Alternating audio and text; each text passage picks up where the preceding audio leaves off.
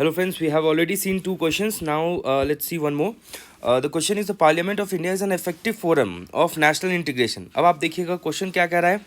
Parliament is an effective forum of national integration. Discuss मतलब आप discuss करते हैं आप कैसे नेशनल इंटीग्रेशन के लिए है और क्या चैलेंजेस हैं ऑल्सो उसमें मेंशन करते हैं. कुछ लोग कहेंगे क्रिटिकली एनालाइज तो नहीं कहा गया, पर यार if you have the opportunity also it's always better to give counter perspective and conclude in a way that the question is what the question is answering asking. ठीक है, तो इस आंसर्स को देखते हैं. क्या है कीवर्ड, क्या हमारा नेशनल इंटीग्रेशन रिफ्लेक्ट होना चाहिए आपके आंसर में.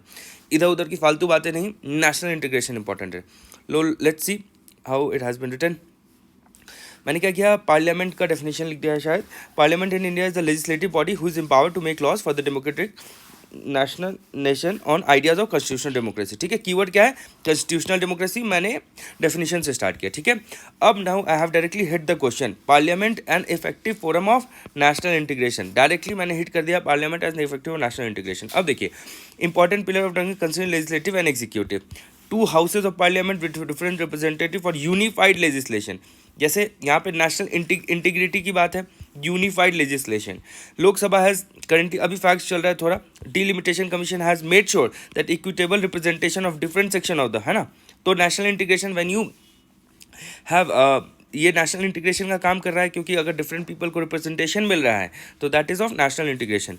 Equitable representation of SC/ST community in the parliament. The process of passing the bill through the houses of parliament is an article 111 in more inclusive. ठीक है, ये दिख रहा है. डिपार्टमेंटल स्टैंडिंग कमेटी, डॉक्टर जैसे 5G के लिए बनाया गया है, डॉक्टर शशि थरूर को कमेटी ऑन माइग्रेशन बनाया गया है, फूड सिक्योरिटी के लिए बनाया है.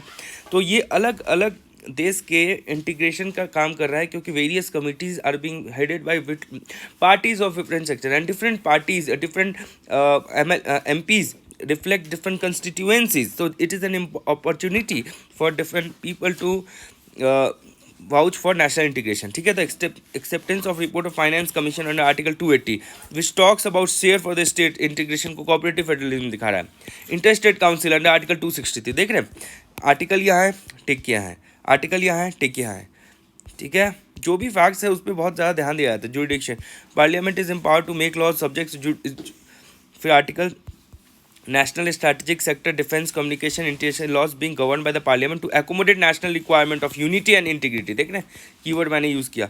Parliament ensure implementation liberty equality. ठीक है, फिर आर्टिकल देखिए यहाँ फिर से टिक किया ही है.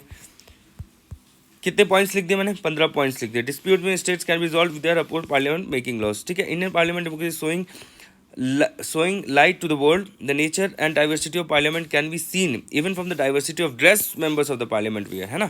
ये भी एक नया पर्सपेक्टिव है ना. You are just not talking about the laws but the tangible and intangible integration that the parliament is doing, that you have been talking about. It is a symbol of inclusive India, the fabric of different flowers of states together held by the parliament.